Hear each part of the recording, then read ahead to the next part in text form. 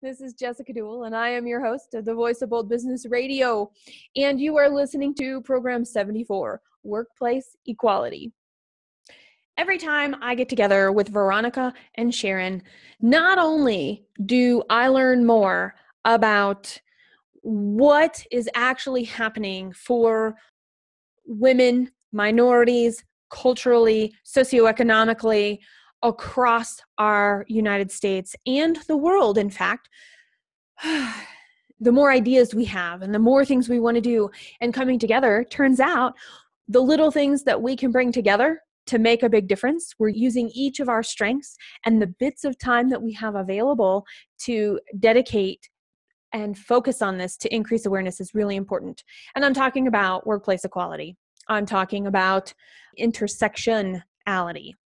And this program is all about supporting working women and their families. It's all about the personal stories and initiatives and organizations that are out there and reducing the silos and showing what's being done so that all of the efforts of all of the people in all of the organizations and in all of the communities can learn more about each other, or other people are working on the same thing, because in force, we get bigger results.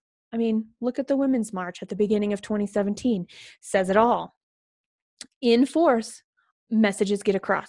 Veronica Hrutkay is part of the UNA-USA, which is the United Nations Association of the United States of America, and she's on the National Council for the Rocky Mountain region. She's also part of the Veterans Affinity Group Facilitator. She's also on Boulder's County Board of Directors, all for UNA-USA. She's part of the Zonta Foothills Advocacy Committee. She is in the United States Army as a reservist for Peacekeeping and Stability Operations Institute and Women's Peace and Security. She's also a vascular access nurse at Good Samaritan Medical Center. Sharon Simmons is president of Business and Professional Women of Boulder. She's also the vice president of Business and Professional Women of Colorado. She is a retired volunteer firefighter, EMT assistant chief, and she was owner of a large vacation cabin rental business on the coast of Washington state. She has 35 years of management and union experience in business. Her work today is all on women's and girls' rights in advocacy for the state of Colorado. I need to say no more. We need to just jump in to this conversation.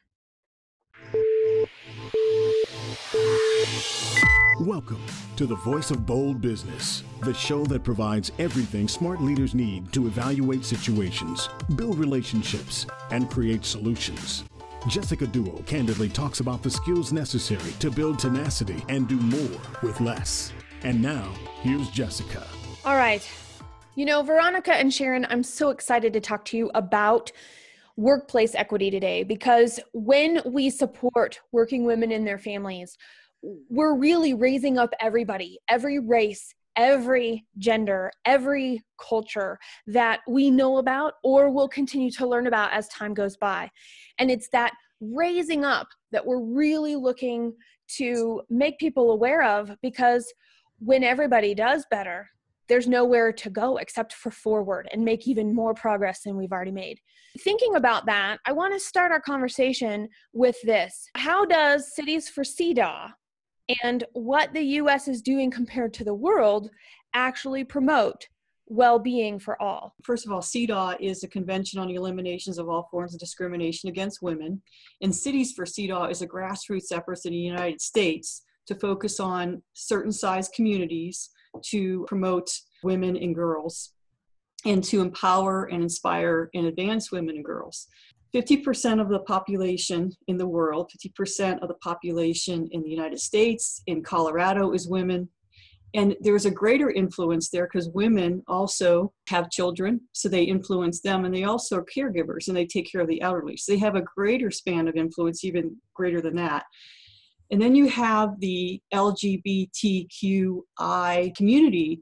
And so when we're talking about beingness, there's a feminine side of beingness and there's a masculine side of beingness. And then there's an intermix of that. When we have 50% of the population that's women and we haven't really engaged them internationally, they're like the unknown quotient. And by engaging women, research has found that economies will be more sustainable. We protect our national interests in the United States internationally by bringing up women and girls. And Sharon, do you have any other thoughts on that? We have some cities that have done amazing work in Cities for CEDAW. And CEDAW itself is a treaty that's worldwide, whereas Cities for CEDAW is local, strong effort for women in community level. What they aim for is to make global local and protect the rights of women and girls by passing local legislation, establishing the principles of CEDAW in cities and towns across the United States. With that said, the U.S. government itself isn't doing a lot for CEDAW, but we are on a city level. Like Veronica has said so eloquently before, and you can give your statement about how the cities here are doing better than some of the countries worldwide. It is a two-pronged effort, locally and globally.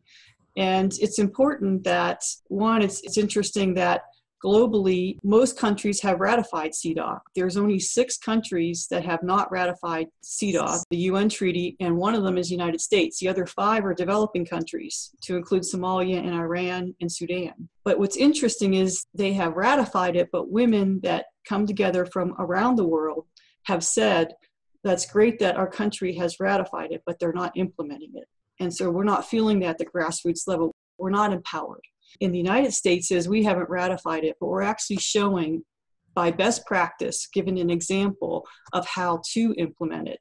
I know there are 10 facts, and we're going to link to something in our show notes with all of the 10 amazing facts of what happened in San Francisco when these practices were put into place. Looking back, looking at what they shared, what is the most surprising stat or stats, a couple of them, that you are like, man, if just that happened in every city in the United States, how much better can we support all gender, all race, all culture? They didn't call it CEDAW, but United Nations looked at what San Francisco was doing on UN Women's side, on the United States side, and said, hey, we like this. And so they decided to launch a campaign. Right. In 1998, San Francisco started with a strong, effective women's community backing to do county government's establishing department on the status of women. A few years later, Los Angeles followed suit, and they've been establishing information, surveys, tracking numbers, and what they came up with first was San Francisco came up with the top 10 achievements of the San Francisco Ordinance. And I think the most surprising, Jess, of those, for me, was the first one, 44 months without domestic violence and homicide. Wait, how many months? 44 months. 44 without domestic violence or homicide. Right, at all. And that's a big city with a big population. So from 2011 to 2014 is when they did that study. That's almost 4 years. Yes, you're right. Okay, so 4 years in San Francisco of 0 domestic violence and 0 homicide. Now, correct. What was the thing that triggered that? They started studying it after about 10 years of doing Cities for CEDAW. They started studying it and doing statistics, taking the police reports and looking at the domestic violence calls and the homicides. And they started studying it in 2011 to 2014, and there was that amount of time, 44 months, without any domestic violence or homicide, which is amazing to me. Totally amazing.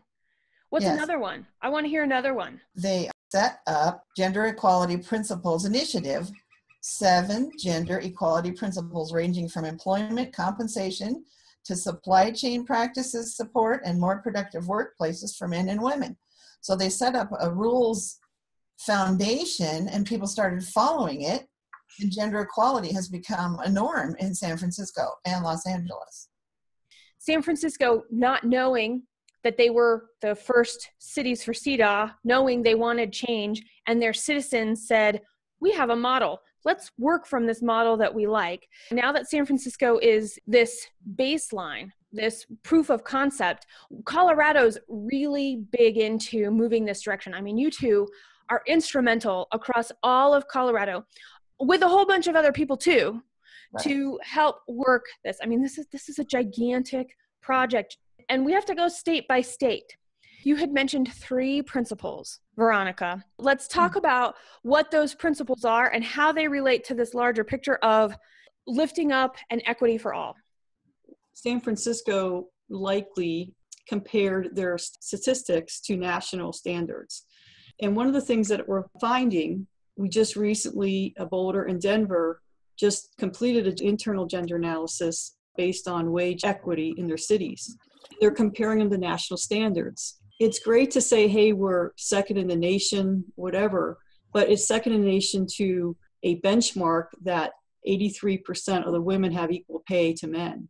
It's great to be top on that, but we have more work to do. Cities for CEDAW signing an ordinance, and here's where the principles come in. It gives integrity, gives accountability, gives transparency, and it creates participation in proactively peeling back the onion and saying, by doing analysis, by saying, where do we have inequity? Have we really checked it, or are we making assumptions? And what are the great stories? And then where can we do better? And as a city, what priorities do we want to pick that we want to focus on? And Sharon spoke to that in what San Francisco picked. And one of the things we suggest starting with is looking at equal pay. The three principles of CEDAW, the treaty that we bring to the national side of things and looking at in the cities, one is substantive equality. And that's recognizing the difference between men, women, and affirmation of the equality of the two genders despite these differences. These are things that really no one wouldn't want to get behind, but also they support all genders. And then the second one is state obligation. Once ratified, a legal binding document is signed, and it obligates the city to subscribe to the articles of the convention and implement as soon as possible. Again, this is based on what they're going to prioritize. They don't have to do it all at one time.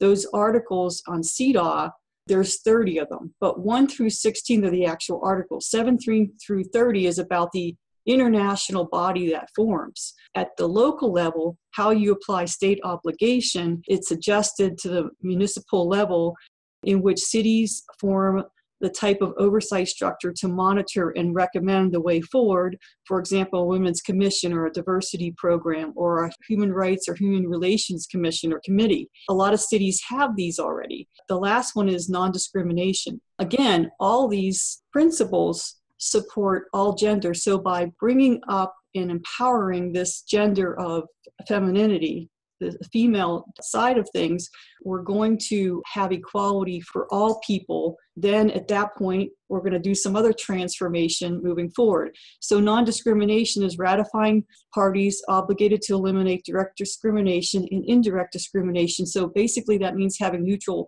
laws and policies. So that would be looking at your past, current, and your proposed or draft policies and saying, where do we have inequality? What do we need to make adjustments on? So this asks the city to review their past, present, and future laws and policies to ensure they are non-discriminatory and ensure equity for both men and women. And I'll give a good example. Lafayette's doing a great job. They just started a human relations committee. They looked at their bylaws and they looked at where they had he and she. And so they're looking at adjusting that to they and their. Or like you say, policeman, police officer. Because when people hear that, subconsciously that kind of sets there. And so we look at boys and girls in schools and changing what the books are saying and that they're gender neutral. That's part of that. Didn't the UN just make a big effort also to, for lack of a better term, de-gender a lot of what they're doing to make it as inclusive as possible? The UN looks at diversity, inclusiveness, but also the other big buzzword right now that kind of gets us to understand the scope of it is intersectionality. And so it's not just about being male or female or being transsexual or being transgender or all the different ways. It's about maybe being African or being poor or being an indigenous population. It's all those things. For example, I have a military background. It's that too. It's all those things that kind of make up who you are and how that also may add to things. One of the good examples is that women that don't have good pay, that are discriminated against wage, what also ties into that is that they're more subjected to maybe having domestic violence against them. They're more vulnerable. So there's kind of some of those things that pair together. So by improving certain areas for women and girls, we also improve other areas that they may be more vulnerable toward. So you're talking about a ripple effect. Let's talk about the stats in our area here in Colorado for that, Sharon. We still have 260,000 women living in poverty in Boulder County alone. Did you know that a woman in Boulder County with one toddler must make $67,837 a year to be considered self-sufficient? I did not know that. Women make up 50%, like Veronica said, of the population in Colorado, and 11% of the total population in poverty are in Boulder County. 70% of those in poverty are women, and that doesn't pan out statistically for women and girls. It affects everyone. It's that ripple effect that goes, like we were talking about. When you have poverty in these areas, they do ripple out as well. And some other statistic, 7% of private philanthropy in the U.S. is devoted to uplifting women and girls. This is why we have more work to do. There is value in putting emphasis in this area. And 63% of women in Colorado work and tend to work part-time with childcare problems. And 1/3 of the pay gap is said to be related to discrimination.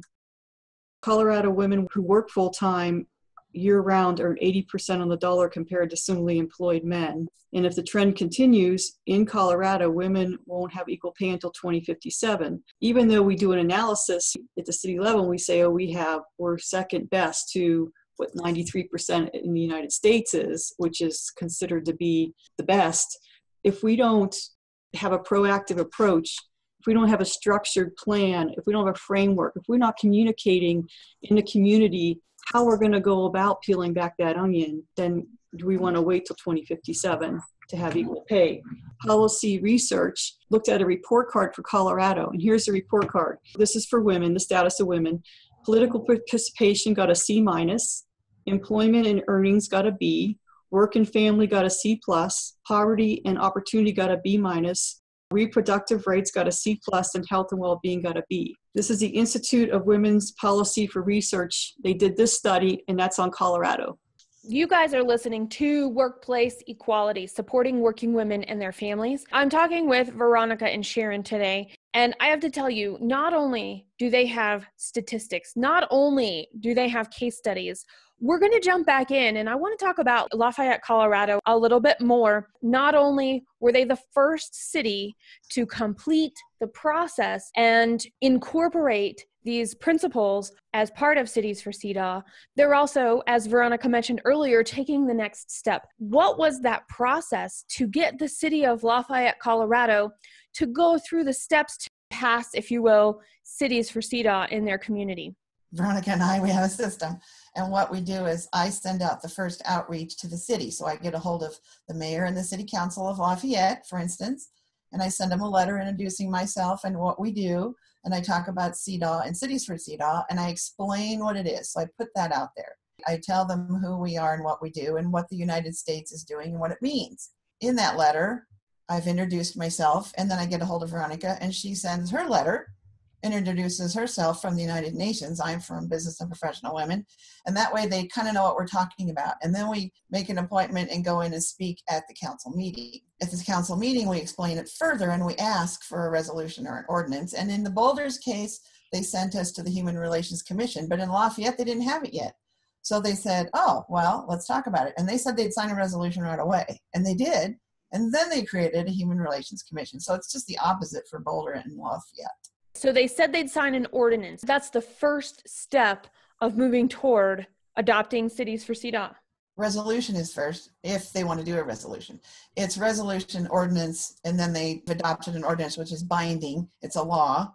Resolution is we're going to work on it. A proclamation is even before that. A proclamation says, okay, we know what's going on. We're going to look at it. Lafayette and Louisville have a resolution, and they're working towards an ordinance. One way that cities can start the process is they can start recognizing certain events and tie those to advancing women and girls, empowering women and girls, and empowering the feminine gender. And that is like the Human Rights Day or UN Day or Women's Day, those type of events. And that would be a proclamation. Just sign a proclamation acknowledging the importance of those days and maybe having some activities during that time. And then a resolution would say, hey, we want to pursue this. We want to start looking at how we can go about peeling back this onion. But we don't have all our ducks in a row yet. So we're going to sign a resolution to say that we have an intention to address this, and that we acknowledge that there's inequality, and that we acknowledge that we need to look at how women are maybe discriminated and celebrate the things that we're doing well. And there's 3 things that are required to have an ordinance. And many cities actually have these already. The first one, though, is that you do a gender analysis. And so you have some plan, you pick something that you're going to start with to do some type of analysis. And usually cities start internally, and they may look at, again, like wages. And then the second one is that you have an oversight body. Like Lafayette took that step to say, we want to create an oversight body to address human rights issues. And so that's where they're starting. And then funding. Well, funding doesn't necessarily mean you have to add extra money. It means that you can realign money that you already have, redistribute it. Or it doesn't necessarily mean money, it means resources, either that be human resources, people helping, or like Sharon and I created the task force, 18 nonprofits on there now, and we're adding businesses, and we want to add faith-based institutions and academia, and we have legislation endorsing that also, including legislation, but them coming to the table to the cities and say, here's what we do. What do you want to work on? What's the first thing you want to do? And how can we help you work together? And here's what we're doing to help fill in those gaps in the city. Those are those 3 requirements, is to have gender analysis, have an oversight body, and then to have some type of resources dedicated to that or funding. For example, Boulder right now meets requirements for an ordinance. They did a gender analysis. They found that they are 88% for wage equity, gender wage equity in their city, second best in the nation, to 83%. The standard is 83% right now in the nation. They have an oversight body. They have a human relations commission. They obviously put resources towards doing that analysis. And now they're saying, okay, here's some really great things, but we have some other work we're going to do in this area. And so they're starting to take those steps. They meet the requirements for an ordinance. So then why sign one, right? Well, it's because there's more to it than that. There's other areas, not just about pay for women. It's about family-friendly work environments. It's about safety and security, which includes family-friendly work environments, but it's about domestic violence against women and girls and other things. When we think about what's going on with healthcare today, what's going on with minimum wage today, whether it's in Colorado or nationally, there are going to be things that impact businesses. So can you speak for a couple of minutes about the benefits to a business of somebody who steps up and owns this, just being active in their own community outside of anything that their city might be doing? The United States created something called the U.S. Gender Equality Principles, which is actually focused on the business compact side of things. UN liked it so much, they called it the Women's Empowerment Principles. And they cover things like establish a high-level corporate leadership for gender equality. So looking at corporate leaders, not just who's around the table, is it not just being secretaries, right, when you talk about women, but are they actually CEOs, and are they decision makers in the group? Empowering that, and treating all women and men fairly at work, respecting and supporting human rights and non-discrimination, ensuring health, safety, and well-being of all women and men workers. So it's, again, not just women, but men also. Promoting education, training, professional development for women, implementing enterprise development, supply chain, and marketing practices that empower women. Like when you advertise, are you showing women? Promoting equality through community initiatives and advocacy, and measure and publicly report on progress to achieve gender equality. So one thing that like cities can do, for example, is they can establish a certification program, and businesses can do this too.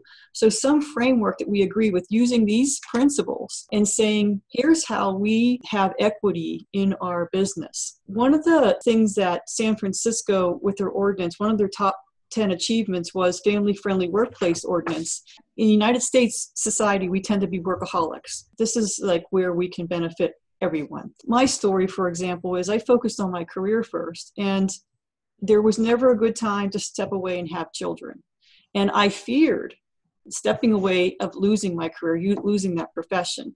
By creating family-friendly work policies by staggering work hours, compressing work schedules, scheduling breaks for extended learning activities, allowing telecommunicating for women that have children, for women that need to breastfeed, or having childcare facilities available. All those things support not just women, but men too, of having a better lifestyle. What comes to mind, another statistic that might bring it into focus, is at the Women's Foundation meeting, we learned that if companies put pay equity into place today, there would be $9.2 billion dumped into our economy in the next year, just in Colorado alone. I mean, that says something an employer could do. Pay equity would hit this economy huge. If employers watch for pay equity, domestic violence, they come to work, they have a problem, if they all work together, then the woman doesn't have to worry about going home and getting beat up and coming back to work, and people are paying attention. It becomes a family unit rather than a job per se. So the village, it's more of a village, and we're working for each other and with each other on more than just the job at hand. It's the well-being of the people. And there are studies out there, and you may or may not have this information handy, that when people feel supported in every aspect of their life, and more importantly, when they feel safe in every aspect of their life, they produce more, they feel more fulfilled, they can show up even more. Have you guys run across that in your research or in the communities that you've worked with and evaluated their studies or helped set up studies in? Yes, actually the UN has a really great statement that they did on their gender equity study. They said flexibility in the workplace is positively correlated with the enhanced engagement and retention of male and female staff, both because it allows for a better work-life balance and integration of child or elder care responsibilities. Without flexibility, staff are more likely to limit their career aspirations or seek more favorable work conditions elsewhere. So that's one way it supports employers. In a separate aspect, it supports sustainable economy. So it will improve our society and advance our society. You're telling me to have pay equity, so I'm out of pocket more. I also have to deal with taxes, and I have to deal with this, and I have to deal with that, and I have to deal with healthcare, and I have to deal with benefits, and blah, blah, blah, blah, blah, and on and on and on, and the list goes on, and I tune out. I go, well, that's really not for me. There's nothing I can do. I'm in this to make a buck. All of you who are feeling that, I'm in it to make a buck. By the way, I'm in it to make a buck too. Right? I want to contribute to my community. I can only contribute to my community as much as my company can be productive. My company can only be productive as much as I'm willing to invest in it and make choices, kind of like a family makes a choice. Am I going to go to Disneyland for my vacation every year with my kids? Or am I going to go to my parents' and in-laws' house for vacation every single year? There's a different value set there. And so there's a lot of options. And it doesn't matter what you choose. What in that particular case, we're going to talk about, let's talk about HR, training programs. If you're not investing in training programs, what are you investing in? What are you expecting your training and HR programs that you're outsourcing to do for you? I mean, there's a lot of ways to plan and support and bring in these elements. It just takes a little bit of thought. And it's that thinking that we don't feel like we have time to do. And you know, you touched on it a little bit ago, Veronica, that we're all workaholics. We all think there's no time. We all think doing is really important, when in fact, for businesses, for our economy, for our people, for our families, for our future generations, for the families in our communities, we actually need to take a step back and think more and take a look at what can we do in our own actions we might already be doing, and now we can put a name on it and go, yes, I am contributing in this way. And then I can talk about it. Here's how I'm contributing. By the way, you're already doing this too. Did you know you were contributing? I think that's a big part of this concept of awareness, and you can correct me if you think I'm really off base here. Once we know what's going on out there, there are so many of us that have some sort of value, some sort of action, behavior, choice that we're making that aligns with reducing discrimination in general, uplifting everybody in general as a whole, education about what are those things that are already out there and how we fit in just by our existence is pretty empowering all on its own. I could see light bulbs going off all over the place.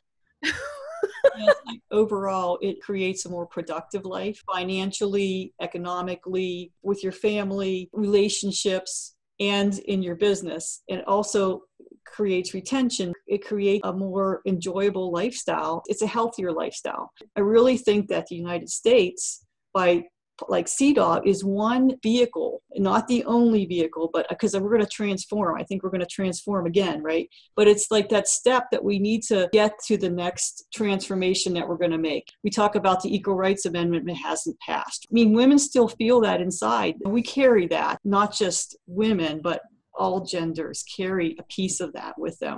It gives a standardized way across the United States for us to communicate with each other, to connect, and to bring up benchmark. I mean, as a single mother, I can say that watching Boulder, as an example, getting their city on board with equal pay and contractors working with the city and getting everyone on the 15.67, I think it is, an hour, without even having a resolution or an ordinance. It was just the right thing to do. It helps single mothers like I was and raising a grandkid and trying to get things together. You're not sick, you're not stressed out, and it causes more sick time. I think literally it causes more sick time. You can pay your car payment. You can, amount of money that we talked about earlier in living substantially, having $67,000 a year to survive with one toddler. I had 2 kids. I didn't make that kind of money, and it's stressful. I think the stress is what does it. And on city level, they can support all the women in all the community, period, on all sides. They can support everyone if they come up on the 2 or 3 items that we talk about in Cities for CDAW. You know, they have found that until you have some depth of women at whatever level you're at to be part of that decision making, that you actually don't get a shift. Women being lone wolves or being by themselves, it's difficult to make that shift or that mindset. And then on a kind of a tangent of that, I listened to one city discuss recently about how their city council is not representative of their city. They don't have that intersectionality on their city. And they talked about why that was. And they said everybody on their city council is either wealthy, and so they're doing it for philanthropy because they're not getting paid the maximum minimum wage, which I thought was interesting. I didn't know that about the city. I thought they should bring that up and bring that across the blanket of their city, right? The second one was that they're retired because the time that they have the meetings or when they get together, it's not conducive for example, and they gave the example of women or working mothers or women with children to attend. How could they make adjustments? They could adjust the time. They could offer childcare services at that same time. So there's different examples of that. And here's the thing. We do what we've got to do when we're making choices from our heart as much as we can within our situations that we find ourselves. Is really how I feel about everything you're talking about. The people that I see when they're not defined by their circumstances and they're working and trying to figure things out and do their best and contribute and have a fulfilling life is a pretty important thing. And for companies to recognize that, for groups and organizations like the UN, like Zonta, like Business and Professional Women, and a whole bunch of other ones, cities and the military and other countries, talking about it is a really great first step. Yes, CDAW is focused on removing discrimination against women. And of course, that helps everybody. I can only include myself because I've crossed the starting line into adulthood here and am facing this. I'm talking about we collectively as women, generations before me, have only made centimeters of progress. So people are like, oh, we've got this taken care of. Oh, we've been talking about this forever. What you guys are telling me today, and everybody that's listening, is that, yeah, we're talking about it, but we're not getting the progress that we need to have to see differences in our communities. Not to say we were first, because we weren't first. Free Black men got to vote before white women did, and Black women did. And so if we're just looking at history, we have a long way to go. And I'd like to hear your thoughts on that on a personal level about where we're at. And yes, it helps everybody because we've already paved the road. We're out there with all of our effort and energy and focus over the years to get to this point, and knowing there's still so much work to do. I can't imagine how that feels to you guys, having been out here involved for a lot longer than I have. I think awareness is the first part of this, because once you're aware, then you can start making the change. And it even starts at an individual level. Is once you hear something, like you may hear someone say something that now you're aware and you're sensitized more to it, that you pick that up. And then as you hear it again, then maybe the next time you can make that change, or you may hear it in yourself and be like, oh, I didn't realize that I'm even doing that. We all have that subconsciousness. There's 2 articles that Zonta, you mentioned Zonta International, looked at the age of sexual consent and how young is too young to be married. And they looked at Colorado. There is 4.4 per 1,000 girls that get married between 15 and 17. And we still have human trafficking problems. It's a big problem. California has it because San Diego borders with Mexico, but we have the I-24 corridor. And that's a huge instigator of human trafficking. But people don't even realize that it's going on, and it is. And it happens that football games are one of the biggest ways that women are trafficked. And okay, hang on. And I'm going to repeat this. This is happening in the United States. Trafficking of women and girls. Yes. Oh, yes. Yes. And so we cannot stick our heads in the sands and think it happens other places. It is happening here in the United States, and it could be happening in your backyard, and most likely is. And I think that's something that when we look at Cities for CEDAW, we really need to be thinking about is, I love what you're saying, Veronica, about education. Once we know we can't look the other way, we have to choose, are we going to do something in awareness, or are we not going to do something in awareness? And child marriage is another one. Children can marry, the unrestricted age at which a person may marry is 18 years of age. However, those who are younger may marry under certain circumstances, and one of them is parental consent. We just need to look at maybe adjusting our mindsets on some of those things. Talking to somebody in my organization who's pretty high up, and we had a discussion about the Gen Xers and the millennials and the new generations coming up. Mm-hmm. And the fact that she said, well, my daughter said they don't have a problem. Why is everybody in the baby boomer generation so worried about our rights? We're doing fine, we're okay. But then seriously, and her daughter is 42, I think. And I'm hearing that a lot. The millennials are moving up quickly. They're techie. They've got all this cool. We didn't have all this when we were growing up. So I don't know that they see what's going on underneath the current, as you say. I know that Weld County and the Denver Tech Center are 2 of the highest places for human trafficking. I know that we've got wage that's not equal, but I think that everybody doesn't see it. I hear it every day. They're like, what are you doing this for? I'm sick of hearing about this. Well, because it's still there.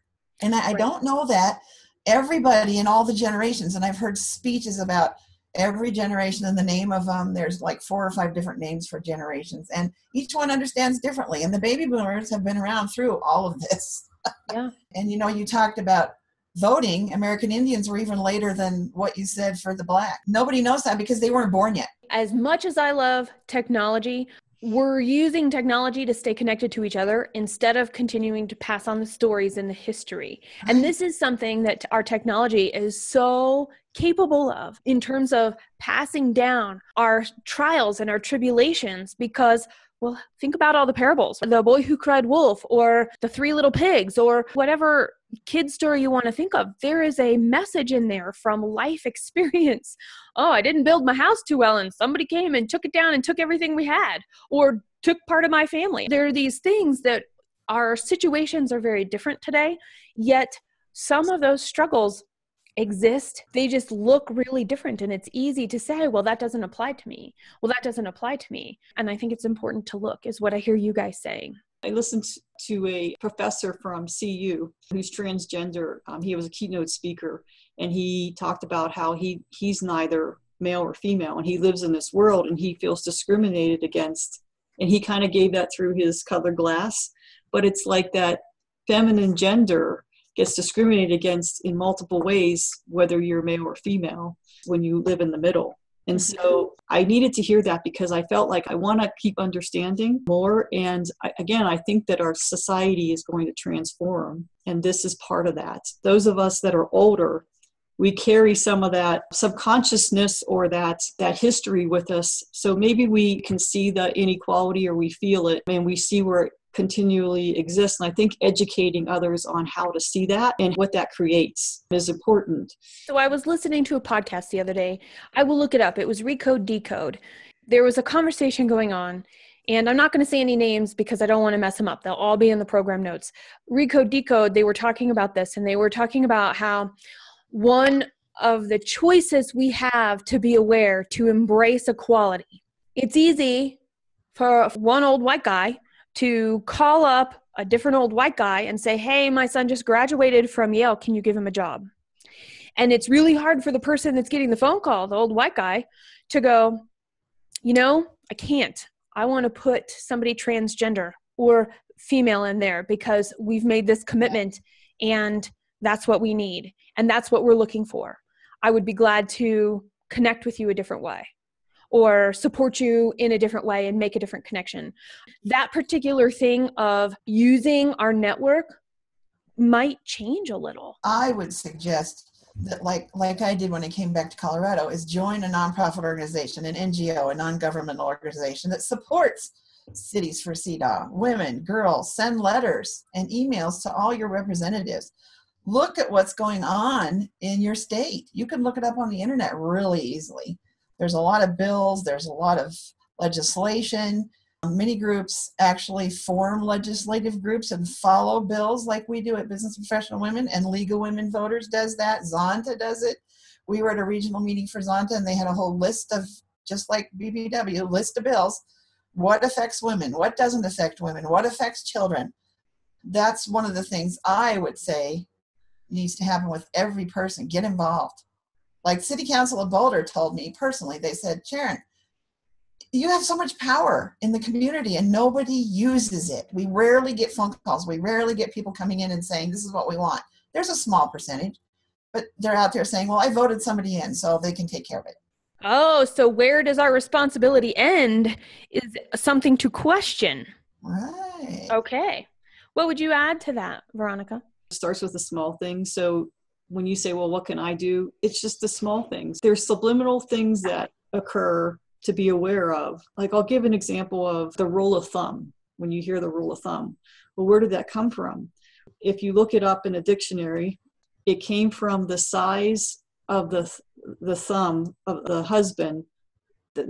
Based on his size of his thumb is the size of the stick he'll use to beat his wife with. Or you look at the male and female gender symbol.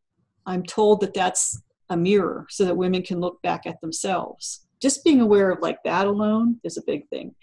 Women back in the caveman time were antagonistic of other women because they relied on their man and that relationship. And so we kind of come from that. We don't come from supporting each other. We need to reach down and empower other women and bring other women and recognize the value that we all have. Sharon and I are very different in our personalities, but we appreciate what each other brings to the table. I'll give Colorado an example.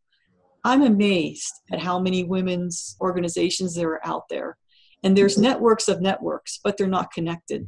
Sharon and I would love to have call to action is anybody that's interested in working with us and helping us make those connections, because there is power in that.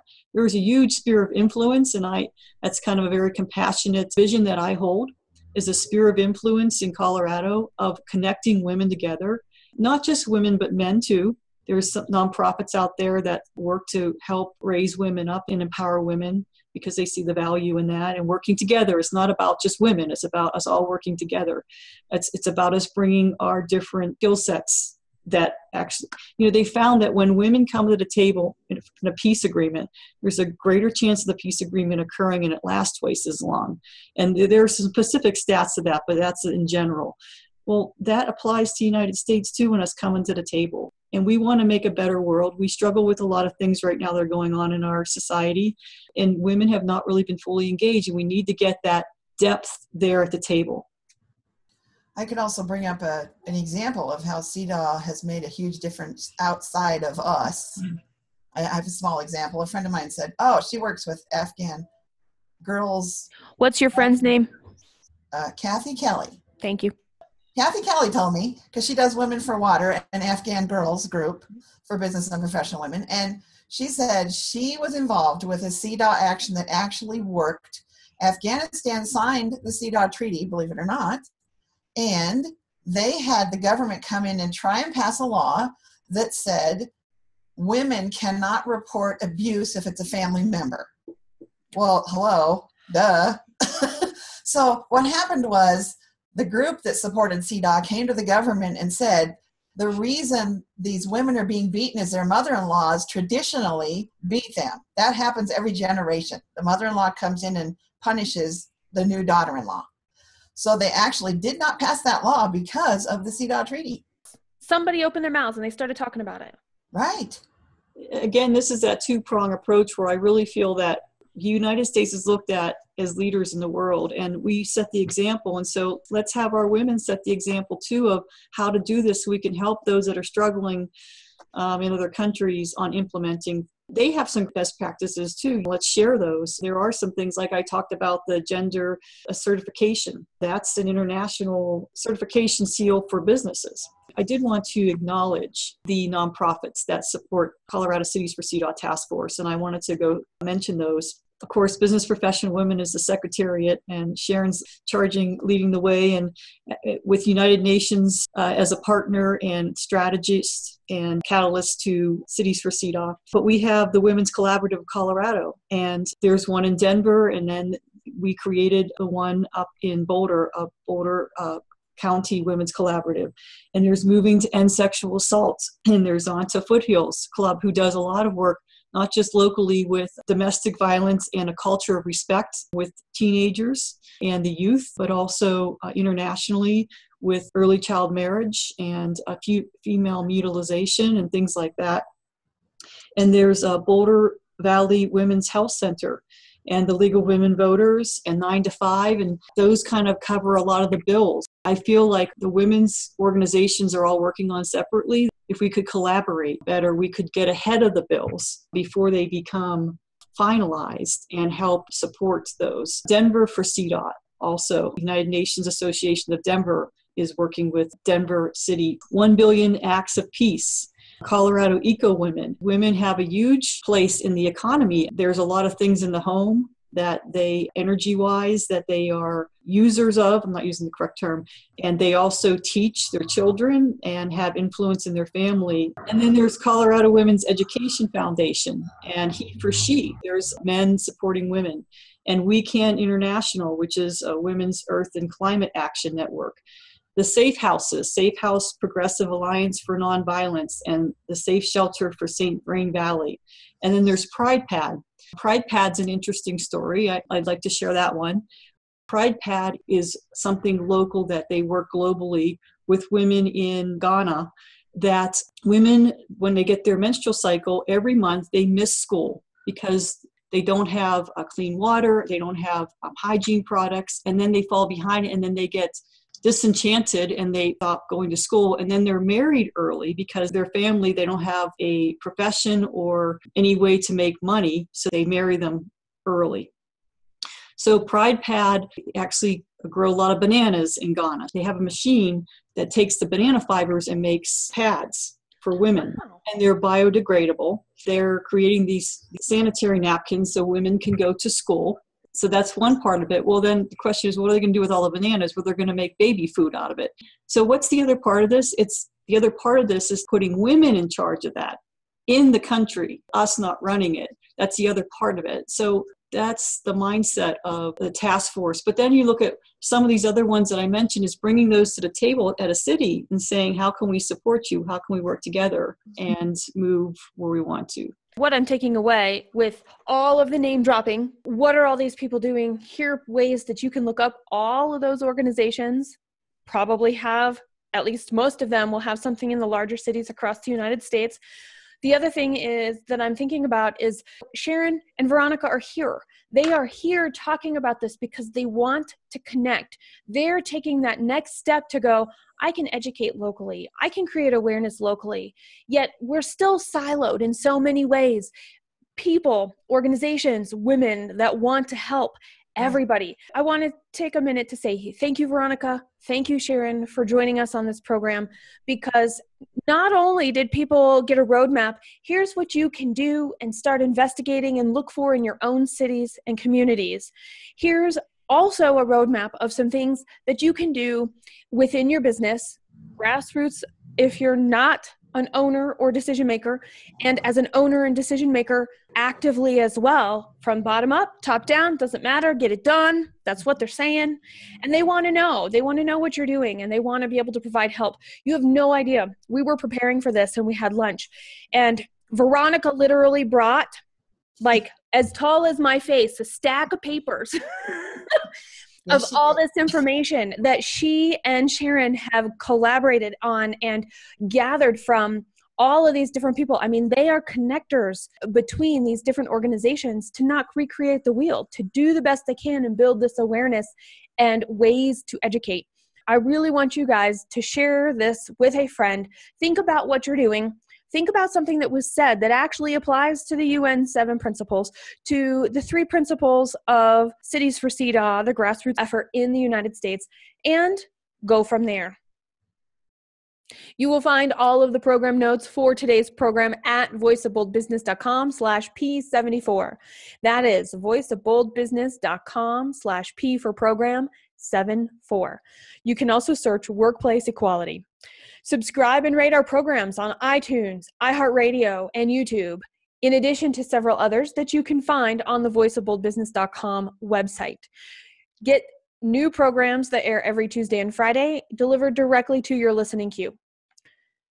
Okay, what you believe and what you know about defines what it means to be a leader today.